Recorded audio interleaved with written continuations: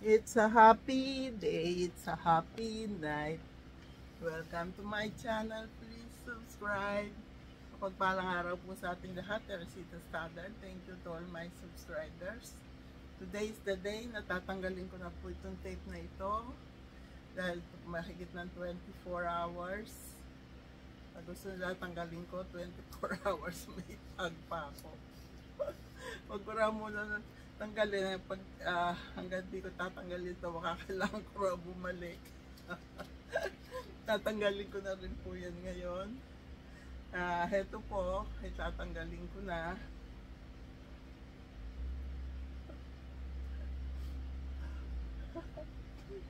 Dito po kasi nila pinadaan lahat itong gamot na ibinigay sa akin. Reason for visit, leg pain, diagnosis, sprain of left knee, and unspecified ligament. Initial encounter. Yung may napunit akong ligament, kaya napakasakit. Kaya ibinigay sa akin gamot, ito po madami. Ito, medications given. Inumpisahan nila ng 12 p.m. on the Cetron Supran, that's given at 9 p.m. Ketorolac Tordol, pwede pong pabagsakin ng isang horse. Knock down na horse, sinasabi nila sa akin. Dito sa Tordol na ito, pain reliever po yun. Binigay nila sa akin 12-12. May in between po eh. Tapos, binigyan nila ako ng dexamethasone, Decadron last given 12:23 p.m.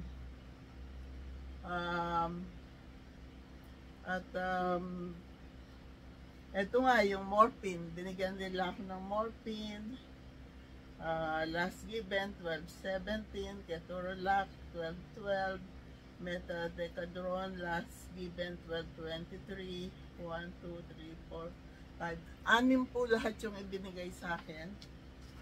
Dito lahat pinadaan, hindi nila pinatanggal agad. Baka siguro iniisip nila yung mga injection sa akin, bumulwak pa itaas. Pero maayos po sila. Kasi, nung paglabas ko, nag-prescribe pa sila sa akin ng morphine. Binigay nila sa akin yung fluid. Pero ito po, tablet na. Kaya lang, ang ginagawa ko, hinahati ko po siya. Yung isang tablet, hinahati ko sa gitna. Kaya, sa gabi ko na yan itetake. Every night ko lang po tinetake. Okay naman po ako. At yung meron na lang akong follow-up check-up sa aking doktor, kay Doc Mary, Thursday. Tapos, Friday, yung sa knee specialist ang ininit ko po. Kaya, dalawang hospital po ang pinuntahan ko. Shady Grove at saka yung Suburban. Sa Shady Grove, pinauwi ako, hindi lang binigyan ng kahit na anong pain reliever. Gusto pa lang maglakad ako. Ay, yung pala, ito yung tag ko sa Shady Grove at yung tag ko sa Suburban. Hindi ko pa tinatanggal. Sabi lang, tanggalin ko raw ito pag tinanggal ko na ito dahil baka raw bumalik ulit ako doon. Lalo na kung I'm in a lot of pain, tuloy-tuloy na ako sa emergency room.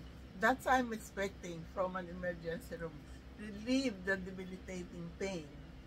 Because the patients are there because they are in a lot of pain. So the pain, they need to relieve you from the pain. Because me, when I'm in pain, my blood pressure is too high. My blood pressure went up to 157 over 70 na hindi po nagkakagano ng aking blood pressure. Tumaas lang pa because when you are in pain, your blood pressure is going up.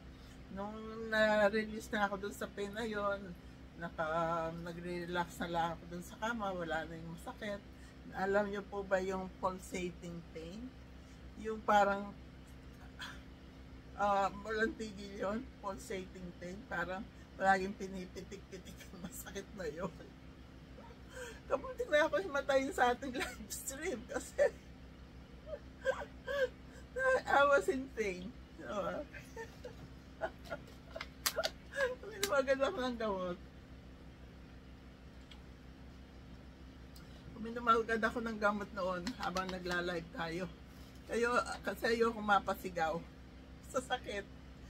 Kasi yung nangyari, naiapa ko yung paa ko. Dun sa may lamesa, di ba gusto natin pag may mataas na bagay, iapa.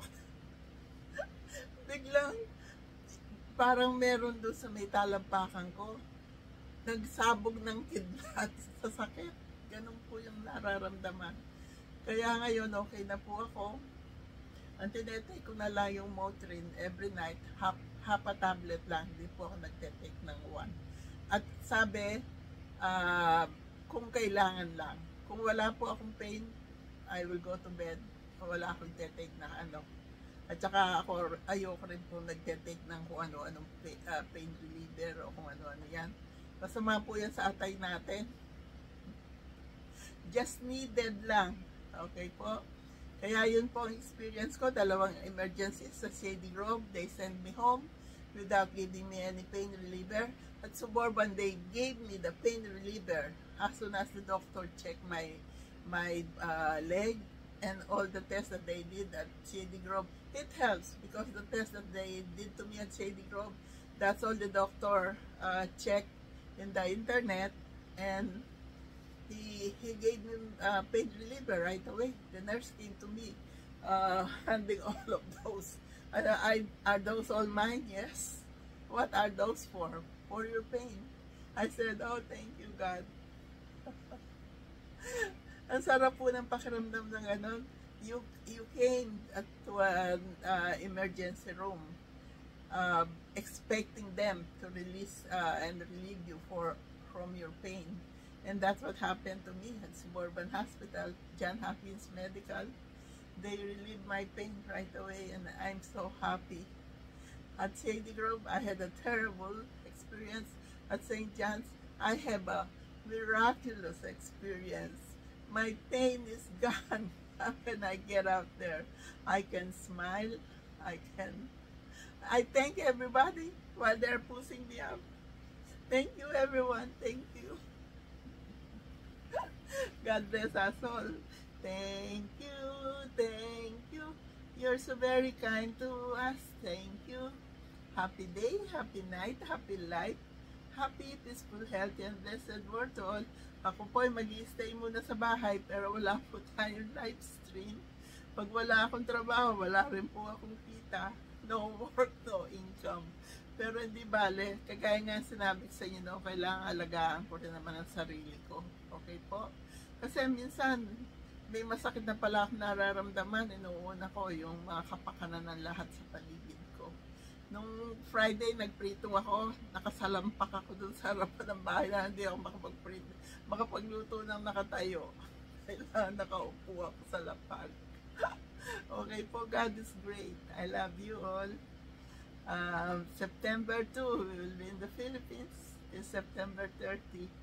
I love you. We have medical mission, Pitugo, September 12. See you all there.